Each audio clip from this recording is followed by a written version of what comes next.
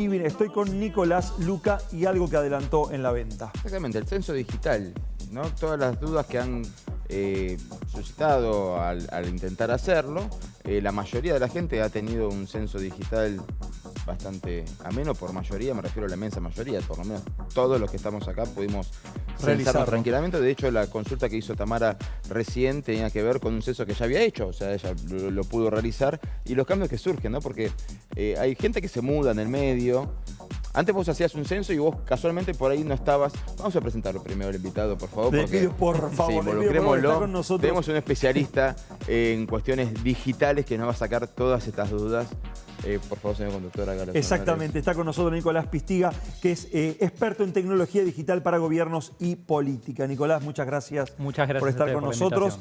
Bueno, se viene un censo después de tanto tiempo y es la primera vez que podemos realizarlo, ya tenerlo hecho. Sí, es una gran novedad, una gran innovación. De hecho, a ver, es un censo, es un día donde, más allá de hacerlo digital, vamos a tener que estar en nuestros hogares y es también una oportunidad para, si vivimos en familia, bueno, comer algo rico, arrancar el día temprano, si vivimos solos una maratón de Netflix, lo que fuera, porque ese día vamos a tener que estar en nuestras casas, que va a ser el 18 de mayo. Esto de que sea en modalidad híbrida, mitad digital, mitad físico, es una gran innovación que permite hacer varias cosas. Lo primero que permite es poder adelantarlo, ¿no? Se estima que cerca de un 15% de la población ya lo realizó al censo de manera digital con excelentes resultados. ¿15% nada más? 15%, sí, pero se estima un 30% para cuando sea el día del censo, que se puede hacer hasta las 8 de la mañana, hasta que comience el censo físico. A ver, por ser la primera vez que se realiza una iniciativa así, es un número interesante y de hecho, aunque lo hagamos digital, vamos a tener que estar ese día en nuestros hogares o alguien va a tener que estar en nuestro hogar porque vamos a tener un código que nos va a dar el sitio web cuando lo realizamos, que lo vamos a tener que presentar a la persona que viene a censarnos. Eso lo que va a implicar es que el tiempo que dura el censo, recuerden que son 61 preguntas, va a ser mucho menor. Porque con solamente darle ese código a la persona, en menos de un minuto probablemente la persona ya se esté retirando y pasando a un siguiente hogar. ¿A qué hora dijiste que arranca a las 8? A las 8 de la mañana y hasta las 6 de la tarde. Va a ser en ese aspecto, en temas de horario, parecido a lo que es la elección. No, y aparte igual a lo que fue el censo 2010. Sí, Yo exactamente. Trabajé de censista, recuerdo que a las 8 arrancábamos a tocar timbres y a las 6 de la tarde se acababa. Hay un temita con, bueno, son un montón las preguntas que tengo y un montón las preguntas que me fueron pasando, me dijeron, che, en serio, preguntale por qué me pasó esto. Aclaremos, es fácil de hacer, pero, número uno, el tema de la privacidad. Sí. Cuando uno quiere volver a loguearse se encuentra con que el número de DNI, no, ese número de DNI ya está cargado, entonces uno dice... Entonces, ¿era privado o no era privado? Sí, en realidad sí es privada la información que se responde. El número de DNI solamente se utiliza a fines de identificar que la persona sea una persona real y que no sea un robot o que yo esté completando datos de cualquier otra persona, de cualquier otra vivienda. Entonces hay un mecanismo antes de comenzar el proceso del censo que lo que hace es cruzar ese DNI con una vivienda en particular y genera un código que luego nos permite poder avanzar respondiendo a las preguntas del cuestionario. Pero no hay una asociación entre las respuestas a las preguntas del cuestionario y el DNI de la persona. Número 2. Sí. Antes, el día del censo, si vos no estabas en tu domicilio porque estabas de viaje, te acercabas a la escuela más cercana y te censaban ahí. Sí. ¿Sí? Sí. Nuestra compañera Tamara Bella, desde que hizo el censo hasta el día del censo, no solamente, por cuestiones de Cupido, no solamente ha cambiado su lugar de residencia, sino que ha cambiado la composición de esa residencia y ella ya hizo el censo digital. ¿Se soluciona el día del censo? Sí, se soluciona el día del censo. De hecho, es la primera vez que se hace lo que se conoce como un censo de derecho, que es que se va a censar en el lugar donde habitualmente reside la persona. No importa el domicilio que esté fijado en el DNI. De hecho, en el censo anterior, si nos acordamos, en el censo anterior se preguntaba sobre, digamos, se asociaba a la persona al lugar donde pasó la noche. Bueno, ahora no es así. Siempre fue así. Bueno, ahora no. Ahora lo que va a hacer es, se va a preguntar a la persona dónde reside habitualmente. Es decir, no importa el domicilio que tengas en el DNI, no importa dónde viviste antes, sino que se pregunta dónde pasaste más de 4 días en la semana. Pasaste 4 días o más, se considera que esa es tu vivienda en particular. Y la consulta número 3, discúlpame Dani, porque si no nos vamos a olvidar y Martu después me mata. Alguien hace el censo, Sí. Censa a la otra persona y se olvida de censarse a sí mismo y no puede volver para atrás. Sí. ¿Cómo se soluciona? Lo resuelve el día del censo. De hecho, así como estas preguntas, y es importante mencionarlo porque surgen un montón, estas son las 3 que nos llegaron a nosotros en este momento, pero hay muchas preguntas más. De hecho, a mí en su momento me surgieron preguntas y hay una particularidad de que, como es la primera vez que se hace este mecanismo digital, lo que termina pasando es que van surgiendo inquietudes o cosas que por ahí no están resueltas previamente. De hecho, hubo un tema muy importante con las localidades. Hay muchísimas localidades que no están cargadas en el formulario del censo, ¿sí? Todas esas cosas que no se pueden resolver a través del mecanismo que se diseñó. Ese día con el censista. Ese día se resuelve con el censista. Por eso es importante que ese día haya una persona, aunque sea, de ese hogar respondiendo. Yo vivo solo. Sí. 12:30, estoy acá en el canal. No pasó el censista. Sí. ¿Le dejo mi número a un vecino? Exactamente. Va, lo que ya hice. Claro, lo que hiciste a través del censo digital, ese es el beneficio que tiene. Bueno. De hecho, imaginemos esto. No sé, teníamos sacado un paquete de vacaciones y nos estamos yendo de vacaciones y volvemos el 20 de mayo, 2 días después del censo.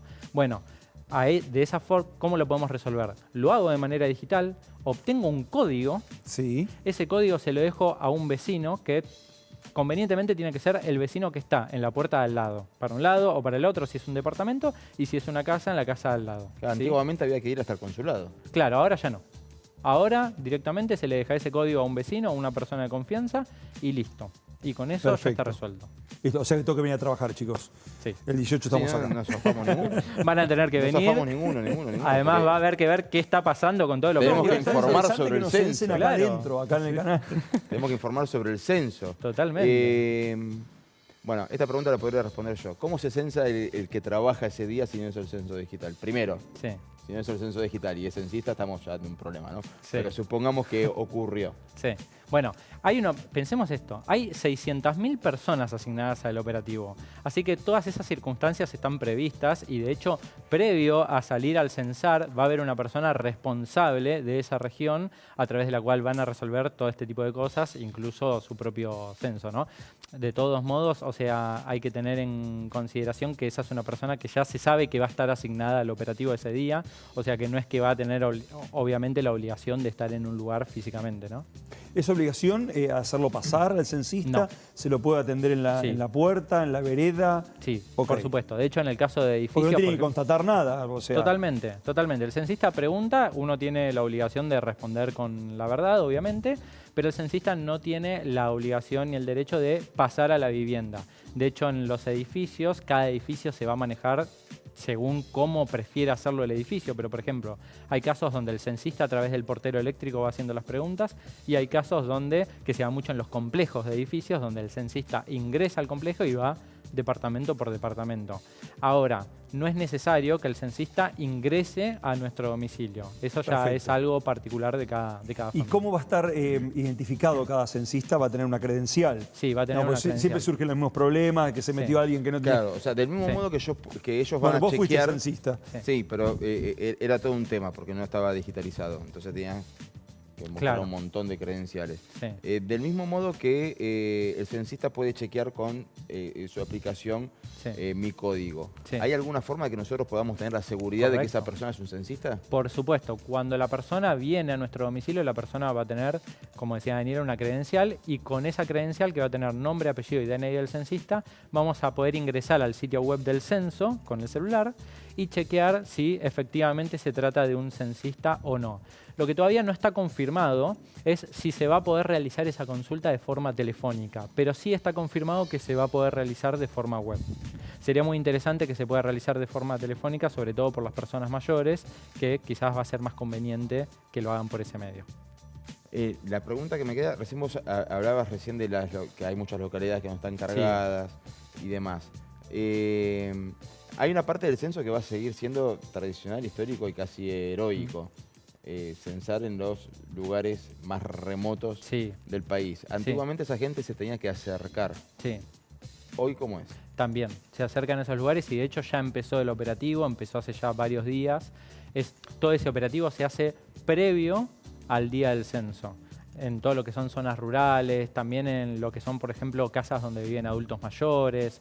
En todos esos lugares, cuando se trata de viviendas colectivas, pensiones, todos esos lugares tienen un censo que es previo, que dura varios días y que va a finalizar el día previo al censo que se va a hacer. Por ejemplo, los hogares geriátricos. Sí, se va a hacer previamente. De hecho, ya se está realizando. Ya se está realizando. Sí, ya se está realizando, sí. Obviamente, digamos, se considera ya esa vivienda y ese hogar de esas personas, ¿no? Por eso insisto en que no importa dónde tengan su DNI radicado ni nada por el estilo, esas personas viven ahí y por ende se censan ahí. La última, por una cuestión que es la pregunta que más he increíblemente, yo no me la había hecho, pero fue la pregunta que más me hicieron. Volviendo al tema de cargar el DNI, ¿hay forma que después los distintos institutos de censos, o sea, recordemos, el Instituto Nacional de Estadísticas y Censo, se reparte la tarea con cada uno de los institutos de censos provinciales? ¿Sí? ¿Hay alguna forma de que después ese DNI se cruce con algún dato, se pueda filtrar y alguien sepa qué tengo en mi casa, qué no tengo, cuántos viven, cuántos son menores, cuántos no son menores? Mira, no, eso no debería suceder bajo ningún aspecto porque por ley la información que se brinda es confidencial y además se trabaja en medidas de seguridad informática para poder evitar ese tipo de situaciones. Por ley no debería suceder, por sentido común tampoco debería suceder. Obviamente que siempre existe ese miedo o ese temor cuando se trata de algo nuevo, pero siempre hago mención a lo mismo. El censo digital o el censo híbrido, porque tiene dos modalidades, es algo súper innovador. Cada vez que se implementa algo innovador, lógicamente uno tiene como ciertos miedos, ciertas dudas. Esas dudas con el paso del tiempo van saliendo de escena y se vuelve algo común, algo habitual, ¿no? Entonces es lógico que surjan estas preguntas, que surjan estas dudas. Yo siempre digo, si uno tiene muchísimas dudas al respecto, no está seguro de hacerlo por cualquier razón que fuera, simplemente espera el día del censo y lo hace de manera física. Pero no debería correr ningún riesgo por realizarlo de manera digital. De hecho, se trata, por supuesto, de un sitio seguro. Cuando se ingresa al sitio web, es un sitio web seguro. Pero bueno, estas dudas pueden surgir, estos miedos pueden surgir, no son ajenos a nuestra situación humana, pero a pesar de eso, si hay alguna duda o algo por el estilo, se espera el día del censo. ¿Se sabe cuántos censistas va a haber? 600.000, es un operativo muy enorme. grande. Miren, piensen que en las elecciones hubo, si mal no recuerdo, 290.000 personas asignadas. O sea, estamos hablando de 3 elecciones.